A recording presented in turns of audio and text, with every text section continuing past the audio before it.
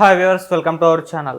ఒకవైపు జగన్ గారు విడతల కొద్దీ అభ్యర్థుల లిస్టును అయితే ప్రకటిస్తూ వస్తున్నారు. మరోవైపు ఇటు టీడీపీ జనసేన కూటమి ఇప్పటివరకు కూడా ఎవరెవరు పోటీ చేయబోతున్నారు అన్న విషయాలను అయితే అభ్యర్థుల లిస్టును కూడా ప్రకటించింది లేదు. మరి ఎప్పుడు ప్రకటిస్తారు ఏంటి? సో ఈ విషయాల మీద డిస్కస్ చేయడానికి ప్రజెంట్ మనతో పాటు సీనియర్ జర్నలిస్ట్ జయదేవ్ గారు వారితో ఒకసారి డిస్కస్ చేద్దాం. సార్ నమస్కారం. సార్ నమస్తే. సార్, టీడీపీ జనసేన ఇది ఒకేసారి 175 స్థానాలని అనౌన్స్ చేసే అవకాశం ఉంది అని చెప్తున్నారు సార్. మరి దీంట్లో నిజం ఎంత ఉంది? నిజమే. అది అంటే ఒకేసారిగా విడతల వారీగా ప్రకటించడం, నెక్స్ట్ ఒక 30 స్థానాలు 60 స్థానాలు ప్రకటించడం వల్ల రిమైనింగ్ వాళ్ళకి డౌట్ వచ్చేసి రెబల్స్గా మారడం, ఈ ప్రక్రియ లేకుండా ఒకేసారి ఇచ్చేస్తే ఎవరు కాదు ఎవరెవరితో ముసుగులో గుద్దులాట పోతుంది. నెక్స్ట్ రిమైనింగ్ వాళ్ళు ఎవరైతే ఉన్నారో రెబల్స్గా మారుతారో వాళ్ళని తీసుకొచ్చి బుజ్జగించి, బాబు ఇది నెక్స్ట్ మీరు లోక్సభక రాజ్యసభక ఎమ్మెల్సీల నామినేటెడ్ పోస్టుల ఏదో ఒకటి. మరోవైపు ఇప్పటికే జనసేన టీడీపీలో సమన్వయ కమిటీలు ఏర్పరిచింది కూడా అందుకే. జనసేన అనేది పుంజుకుందన్నమాట వాస్తవం, బలం పెంచుకోబోతుందన్నమాట వాస్తవం, ఓటింగ్ పర్సంటేజ్ కూడా పెరిగే ఛాన్సెస్ ఉన్నాయన్నమాట కూడా వాస్తవం కదా. అయితే ఏ ఏ జిల్లాలకి ఈ మేనియా ఉంది జనసేనది అనేది క్వశ్చన్ మార్క్. ఎక్కువగా వినపడేది ఉత్తరాంధ్ర, గోదావరి జిల్లాలు ఎక్కువగా వినపడేది. ఎందుకు? ఈ పర్టికులర్ దాంట్లో ఆ కొన్ని రకాల సామాజిక వర్గాలు బాగా బలంగా ఉన్నాయి. ఈ పర్టికులర్ జిల్లాలో క్యాపిటల్ అని చెప్పి మాయ పెట్టి మసిపూసి మారేడుగా చేయడం, వైజాగ్ క్యాపిటల్ అన్నారు కానీ చేయలేదు కదా. మరి అది ఉత్తరాంధ్రాలకి మోసం చేసినట్టే కదా, హ్యాండ్ ఇచ్చినట్టే కదా. చేయలేదు. మొన్న 2019 దసరా నుంచి గేమ్ స్టార్ట్ చేశారు. అంటే ఊరికే జనాల్ని అటెన్షన్ని డైవర్ట్ చేయడానికి మాత్రమే వచ్చిన టాపిక్ ఇది. ఇప్పుడు ఏది చేశారు? క్యాపిటల్ కట్టారా? ఒక అసెంబ్లీ సమావేశాలు నిర్వహించారా?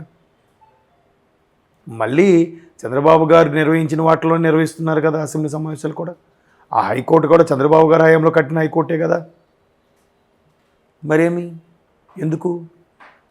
మరి అప్పుడు చంద్రబాబు గారు చేసినవన్నీ కూలగొట్టేసి చంద్రబాబు గారు చేసినవన్నీ మార్చేస్తారు కదా. మరి ఆయన హయాంలో కట్టిన అసెంబ్లీలో నువ్వు ఎందుకు కూర్చోవాలి? ముఖ్యమంత్రిగా వెళ్ళి కూర్చోకూడదు కదా మీరు అని చాలామంది సామాన్యులు అడుగుతున్న క్వశ్చన్ ఇది. నాకు వచ్చిన డౌట్ కాదు ఇది. అంటే నేను ముఖ్యమంత్రికి సబబుగానే ఫేవర్గానే మాట్లాడాను. లేదబ్బా, అంత సామాన్యమైంది కాదు. ఒకపై పథకాలకి డైవర్ట్ చేస్తున్న నేపథ్యంలో ఆయన ఎలా చేయగలడు అని అంటే, వాళ్ళటప్పుడు ఎందుకు స్టేట్మెంట్ ఇవ్వాలి, వాళ్ళటప్పుడు ఎందుకు మాట్లాడాలి అంటే ఇంకా నా దగ్గర నుంచి ఆన్సర్ లేదు. మరి 2019 దసరా తర్వాత క్యాపిటల్ వైజాగ్ అన్నారు, మార్చలేదు. 20 దసరా అయిపోయింది, 21 దసరా అయిపోయింది, 22 దసరా అయిపోయింది, 23 దసరా అయిపోయింది. 5 దసరాలు అంటే 5 ఏళ్ళు అయిపోయాయి. మొన్న డిసెంబర్లో కూడా మారుతామని అన్నారు ముఖ్యమంత్రి గారు. మరి నన్ను అడుగుతున్నారు కొంతమంది, మీకు తెలుస్తుంది కదా, మీడియాలో ఉన్నారు, మీకు ఒక ఐడియా ఉంటుంది కదా అంటే, ఏమరో బాబు నేను ఆయన వైపు మాట్లాడలేను నేను అని చెప్పాను. మీకు అర్థమైందా? నేను బేరీజ్ వేసుకొని నేను కూడా మాట్లాడలేకపోయాను. అంటే కేవలం డైవర్ట్ చేయడానికే మాట్లాడుతున్నారా అనేది. సో ఇట్లాంటి నేపథ్యంలో క్యాపిటల్ ఉత్తరాంధ్ర వాళ్ళు బాగా ఆవేశంగా ఉన్నారు. శ్రీకాకుళం, విజయనగరం, వైజాగ్, గోదావరి జిల్లాలు, ఉమ్మడి తూర్పుగోదావరి, ఉమ్మడి పశ్చిమ గోదావరి, మరి కృష్ణా, గుంటూరు అని చెప్పక్కర్లేదు. అక్కడ క్యాపిటల్ కూడా ఏం చేయకుండా వదిలేశారు. అదొక పెద్ద మండిపోతున్నారు వాళ్ళు, రగిలిపోతున్నారు రైతులు కానీ వాళ్ళు కానీ. 5 ఏళ్ళుగా ధర్నాలు చేస్తూనే ఉన్నారు, నిరాహార దీక్షలు చేస్తూనే ఉన్నారు కదా. అదొక అంశము. కాబట్టి ఎంతవరకు రాయలసీమలో అయితే జనసేన అంత ప్రభావం ఉందో లేదనేది నాకు తెలియదు. కోస్తాంధ్ర వరకు జనసేన ప్రభావం ఉంటుంది కాబట్టి వీళ్ళతో పాటు మిక్స్ చేసుకొని ఇవ్వాలి. మరోవైపు బీజేపీతో పొత్తు అనే అంశం కూడా క్వశ్చన్ మార్క్గా ఉంది. బయట నుంచి మద్దతు ఇస్తారా, లేదా ఈ లోక్సభ స్థానాలు గెలుచుకున్నాక అక్కడ కేంద్రంలో మద్దతు ఇస్తారా అనేది క్వశ్చన్ మార్క్. ఒకవేళ ఇప్పటి నుంచే మద్దతు ఇచ్చి కలిసి పోటీ చేస్తే బీజేపీకి ఎక్కడ ఓటింగ్ ఉంది, ఎంత పర్సంటేజ్ ఉంది? బీజేపీకి ఫేవర్గా ఆంధ్ర ప్రజలు ఉన్నారా? లేరే. 2014 నుంచి ఊరించి ఏం చేయలేదు. అప్పుడంటే కాంగ్రెస్ ఏం చేయలేదు, పోనీ అయిపోయింది. బీజేపీ ఏం చేసిందా? చేయలేదు. 2019 నుంచి పోనీ ఏమైనా చేసిందా? చేయలేదు.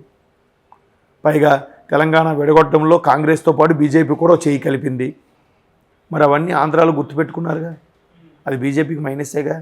బీజేపీతో కలిస్తే టీడీపీ జనసేన కూడా మైనస్సేగా. కాబట్టి బయట నుంచే పొత్తుండొచ్చు, ఒకేసారిగా వీళ్ళు కలిసి అనౌన్స్ చేస్తారు. టీడీపీ జనసేన ముందే చేసేస్తే మంచిది. ఎవరక్కడ సర్దుకుంటారు. ఆల్రెడీ జంపు జలాలు ఉన్నాయి, ఉండనే ఉంటాయి, రెచ్చగొట్టేతనాలు ఉన్నాయి. జనసేనకి బీసీని ముఖ్యమంత్రిగా చేస్తారని ప్రకటించమనండి అంటున్నారు ఎవరు? వైసీపీ వాళ్ళు. మరి మీ ముఖ్యమంత్రి ప్రకటించండి, మీ వైసీపీ వాళ్ళు బీసీని ముఖ్యమంత్రిగా చేస్తామని ప్రకటించమనండి. వీళ్ళు ప్రకటించినట్ట పక్క వాళ్ళు మాత్రం ప్రకటించాలి. అలా రెచ్చగొడుతుంటే వీళ్ళు కూడా రెచ్చిపోతున్నారు, ఎందుకో తెలియదు కదా. కాబట్టి అది మరోవైపు ఇవ్వాలే అనుకుంటా శంఖారావం పూరించబోతున్నారు లోకేష్. శంఖారావం అంటే అర్థం ఏంటి? యుద్ధానికి వీరు సిద్ధం అని అన్నారు ఆయన, ఈయన శంఖారావం అంటున్నాడు. పూరిస్తున్నాడు ఈయన, నేను సిద్ధంరా బాబు యుద్ధానికి రెడీ అని. ఏ కాన్ఫిడెన్స్ లేకపోతే. సెంట్రల్ ఇంటెలిజెన్స్ రిపోర్ట్ కూడా టీడీపీకి ఫేవర్గా ఉంది. రీసెంట్గా వచ్చిన ఇండియా టుడే సర్వే కూడా టీడీపీయే దగ్గర 20 స్థానాలు తెచ్చుకునేలాగా ఉందండి. మరి ఇంకా క్లియర్ కట్. ఇప్పుడు రెబల్స్ ఎవరైతే ఉన్నారో వాళ్ళకి బుజ్జగించి చెప్పడానికి ఛాన్స్ ఉంటుంది. ముందే ప్రకటిస్తే ఎవడు పార్టీని నమ్ముకొని ఉన్నాడో ఎవడు నమ్ముకొని లేడనో క్లారిటీ వస్తుంది. వచ్చినప్పుడు ముందే ప్రకటించడం వల్ల వెళ్ళిపోతే వాళ్ళకి తెలుసు నెక్స్ట్ టీడీపీ వస్తుందని అందరికీ తెలుసు కాబట్టి రెబల్స్ కూడా ఒక్కసారి ఆలోచిస్తారు. మనం ఇప్పటి నుంచి రెబల్ అయ్యి వెళ్ళిపోయినా నెక్స్ట్ అక్కడ వైసీపీకి రావు, ఇక్కడ జనసేన టీడీపీ ఒకటే, ఇంకెటు వెళ్తాం? వెళ్తే షర్మిలా గారి వైపు వెళ్ళాలి, ఆప్షన్ లేదు. షర్మిలా గారి వైపు వెళ్ళినా గౌరవంగా ఉంటుందేమో కానీ గెలిచే అవకాశాలు తక్కువ, ఓటింగ్ పెరుగుతుంది కానీ కదా. కాబట్టి సరే రెబల్స్ కూడా కొద్దిగా ఆలోచించి ఆచితూచి అడుగులు వేస్తారు. అలా ప్రకటించడం వల్ల అదొక ప్లస్, మైనస్ కూడా కొంత ఉంటుంది ప్రతి దాంట్లో కూడా. ముందుగానే మేల్కుంటారు. ఇంకొంతమంది రెబల్స్ కాకుండా అలా పట్టుకొని ఉండడం వల్ల వీళ్ళు మనం ప్రకటించినా కూడా రెబల్స్గా మారకుండా మన మీద నమ్మకంతో ఉన్నారు కదా అని సానుభూతి పరుల కింద ట్రీట్ చేసి టీడీపీ వాళ్ళకి వేరే పదవులను కేటాయిస్తుంది. అంతే కదా. గవర్నమెంట్ వచ్చాక అప్పుడు మనల్ని నమ్ముకొని ఉన్నాడు కాబట్టి వీరికి అవకాశం ఇవ్వచ్చు అన్నట్టుగా ఛాన్సెస్ ఉంటాయి. కాబట్టి ముందుగా ప్రకటించడం వల్ల అదొక ప్లస్ మైనస్ కూడా ఉంటుంది. చూద్దాం. టీడీపీలో ప్రకటించడం వల్ల కూడా వైసీపీ కొంగు తినే అవకాశాలు ఉన్నాయి.